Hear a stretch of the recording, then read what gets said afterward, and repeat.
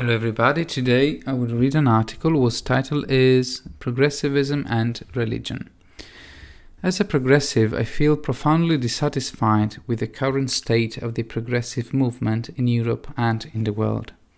One of the aspects that frustrates me most is the conciliatory and accommodating approach that left-wing parties from all over the globe have on religious confessions and ecclesiastical structures.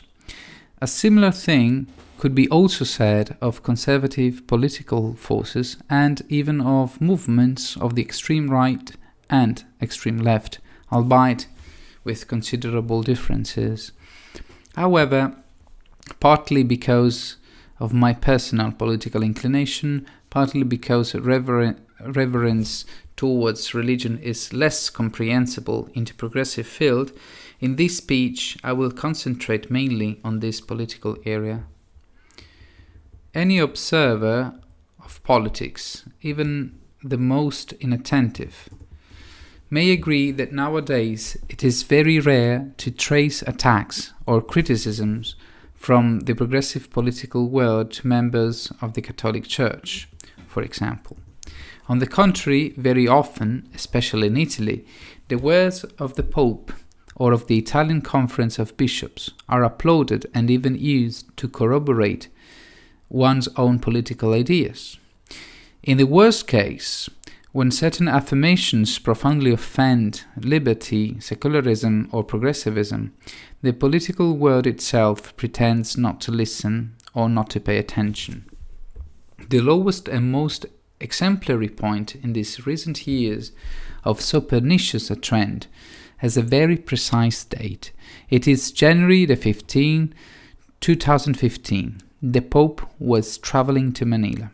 8 days before, in Paris, there was an attack on the editorial office of Charlie Hebdo, in which 2 Islamist terrorists, the Kouachi brothers, killed 12 people, guilty of working for a newspaper that had deeply offended the religious sensitivity of the Muslims.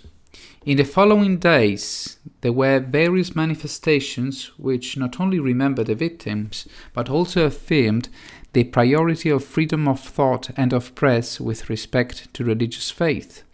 And what does Pope Francis do, the Pope so appreciated for his humility, his poverty, and the freshness of his ideas? The Pope says that if one wears at my mother, he must expect a punch, but it's normal, justifying the attack on the satirical newspaper for having ridiculed a religious faith. Few people were aware of the seriousness of the statement. Few realized that those words constituted a negation of the rule of law, of justice, and, even more important, of freedom of expression.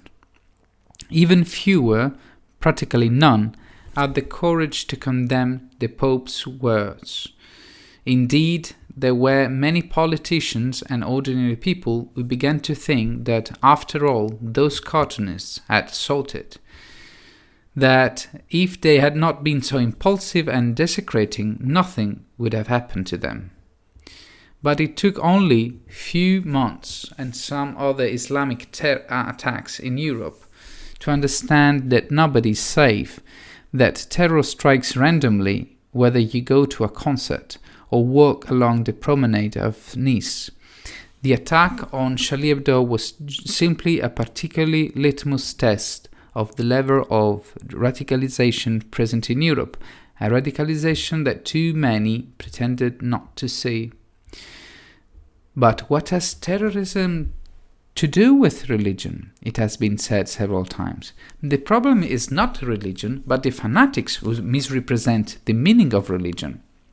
Here is a new totem of the contemporary political thought, especially of the progressive one. Religion is a good thing, and it must be respected always and in any case. One of the many confirmations come from a champion of global progressivism, Barack Obama, who, as much as I can appreciate him, is not an exception to this conciliatory approach to religion. In his speech on July 17 this year in Johannesburg, Obama, speaking of the need for humanity to feel united and for men to respect one another, he added a quite controversial topic.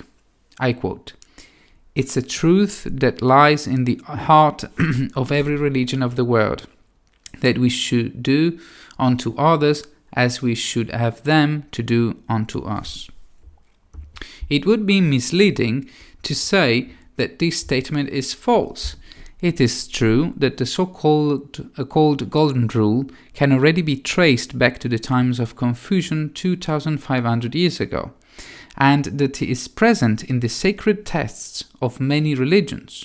But the point is that along with so admirable a maxim, which acted as a pillar for Enlightenment thought, see Hobbes and Locke, there are many others that incite, I don't know how to say that, hatred, violence, slavery, blind obedience, subordination of men to power and of women to men. And if one could make a special classification of the ability of religions to instill aversion and intolerance, then to contend for the first positions, there would be undoubtedly the main monotheistic religions, that is, Judaism, Christianity, and Islam. There are many texts that explain why religious wars and intolerance towards other faiths are the prerogatives of monotheistic religions. The old Edward Gibbon, with his monumental Decline and Fall of the Roman Empire, remains a point of reference. And anyway, beyond the specialized studies, it is a known fact that for the monotheistic religions, a characteristic and fundamental creed is the uniqueness of the divinity, which degrades the other beliefs to idolatries. The monotheistic religion affirms that there is only one God, only one truth, and that it is more than ever appropriate to divulge the word and convert the infidels, with the aim of not delivering men to hell, to whom they are condemned if they persist in the error of unbelief. Hence, the need to impose one's own belief on others, even by force, if necessary. On the other hand, in ancient polytheistic religions, it was instead a widespread practice to welcome new divinities from other peoples into their pantheons, as for example the Romans did every time they conquered a new territory, while the urgency of converting the infidels was a completely unknown practice. At the time of the Romans, the only persecutions against the faithful of another religion were directed against those who insisted not to admit the cult of the emperor, that is, against the Jews and the Christians. And also in this case, the testimonies show how such persecution were sporadic and on a small scale. That said, those who have a known in-depth knowledge of the history of Europe and of the Mediterranean of the last 2,500 years cannot but confirm this simple fact. The wars of religion and among sects of the same religion were born within the monotheism of Jewish matrix, that is, in the families of Jewish, Christian, and Islamic religions. But beyond the different degrees of intolerance among different religions, all are united by the strongly conservative character, which should in itself advise the progressives not to seek the favor of the churches. Whenever progressivism receives, or worse, seeks the applause from churches, it means that it is not doing well its job. We must not forget that progressivism was born precisely in opposition to all those powers that intend to harness men, deny their freedom and their rights, maintain the status quo, exercise control over knowledge. The churches, the structured expressions of religion, have always been opposed to progress. How to interpret in a different way the injustices that the clergy of the world have variously imposed, support, or more simply failed to alleviate? The castes, the submissions of women, of women, the persecution of homosexuals, the hunt for the heterodoxy of thought, superstition, sexual repression, etc. As the philosopher Bertrand Russell put it in his short and sharp essay, Why I'm Not Christian, I quote, "You find as you look around the world that every single bit of the progress in human feeling, every improvement in the criminal law, every step toward the diminution of war, every step toward better treatment of colored race, or every mitigation of slavery, every moral progress that has been in the world has been constantly opposed by the organized churches of the world." Russell was an atheist, convinced not only that morality was independent of religion, but that it was even preferable to abandon all religious beliefs to acquire a rational and open ethical conscience, and to face the injustice of the world in a more profitable way for themselves and for the others. With his essay, Russell professed his choice and invited the readers to do the same. But the purpose of my article is different. In the first place, I see nothing particularly unbecoming in believing one or more deities, provided that one's belief does not become the instrument or the pretext for heavily influencing the lives of others, starting from one's own children. I have nothing against the spiritual research, which can be a useful tool to face the many difficult trials of life. Contrary to what Russell claims, from a moral point of view, there is not for me a highway, a path that can lead better than others to find serenity, courage, and happiness. And I say this bearing in mind the very religious people that I have met so far, for whom I have the most profound esteem. However, this does not prevent me from having something contrary to the churches of the whole world, since they actually exercise political power and impose their views on citizens independently of their will and independently of effective legitimacy. As soon as we move from the individual to the collective level, and therefore public, I reiterate the urgency for politics in general, and for the progressive field in particular, to reaffirm the separation between state and churches, and between the secular sphere and the religious sphere. For progressivism, this is even more true because the churches of the world continue to exercise their conservative and reactionary drive where they have the margins to do so.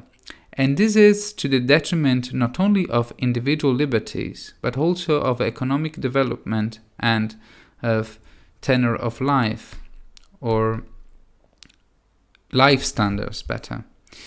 Looking at the statistical data of the countries of the world, there is a clear negative correlation between the Human Development Index and on the one hand, and the importance bestowed on religion on the other, where by importance bestowed on religion, I mean the ability of churches to exercise control over the consciences and actions of citizens.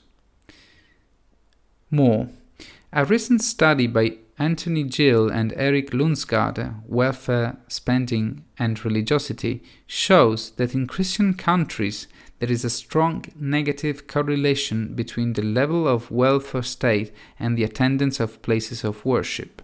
In short, judging by the current economic growth trends, and hoping for a better distribution of wealth compared to the current one, it seems that the churches of the world will gradually disappear. That said, what should a left and liberal political force do in relation to churches and religions? Take Italy, for example. It is a country strongly influenced by the Catholic Church, with an increasingly variety in the distribution of faiths and creeds, also due to rationalist, agnostic and atheist associations. Here are some suggestions. Eliminate the teaching of religion at school, and strengthen rather the teaching of civic education or anthropology. Remove all religious symbols from public places. cut funding for private, religious and non-religious schools, subjecting clerics and church structures to the laws of the state without discount and without privileges, control and sanction churches' attempts to influence public life, allow parents and guardians to introduce their children and tutors to introduce their children in the religion they prefer, but forbid any violation through religious dogmas or obligations or of their fundamental human freedoms, such as freedom of opinion and choice and possession of one's own body. Abolish the medieval crime of blasphemy.